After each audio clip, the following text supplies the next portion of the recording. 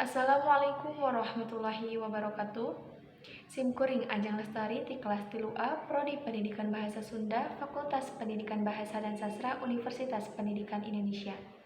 Baris macakeun contoh naskah nyarenkeun panganten lalaki. Wilujeng nyaksen. Assalamualaikum warahmatullahi wabarakatuh. Bismillahirrahmanirrahim. Assalatu wassalamu ala rasulillah wa ala alihi wa sahbihi wa mawalah wa la hawla wa la quwata illa billah amma ba'du.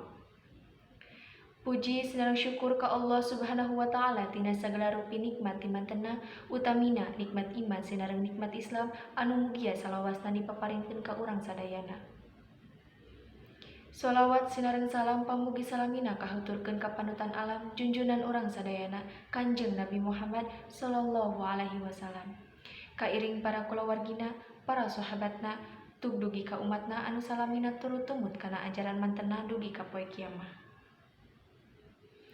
Oge alhamdulillah ku kersana simkuring ayeuna miwah rombongan ti Banjar parantos dugi ka ieu wewengkon kalayan aya dina kasalamatan. Sadayana mungguhing kersaning Allah subhanahu wa ta'ala. Bapak Ibu sadaya khususna sepuh oge sesepuhna calon panganten istri miwah kulawargi anu kusim kuring dipihormat teu hilap kasadayana anu sami lenggah dina ieu acara utamina sadayana para ulama, ustaz atanapi ustazah, sesepuh, tokoh masyarakat, tokoh pemuda, sarta pangurus di ieu wewengkon anu sadayana hormateun simkuring.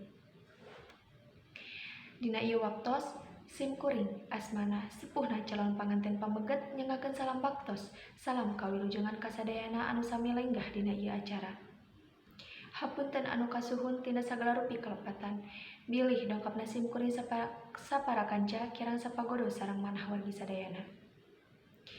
Maksad dongkapna simkuring sapara kanca ka ieu wewengkon teh teu aya sanes kumargi parantos nguping ti sepuhna calon panganten pameget nyaeta saurna gaduh janji anu tos pasini dina wanci kamari boga carita anu tos lami kedal ti baheula. Wirehna saurna putrana Bapak Raihan sareng Ibu Siska anu wastana Cip Nazar gaduh bebendeha teh anu mata kese sare gaduh kahayang kahiji mojang lenjang anu ayana di wewengkon ieu pisan. Urang lajengkeun deui.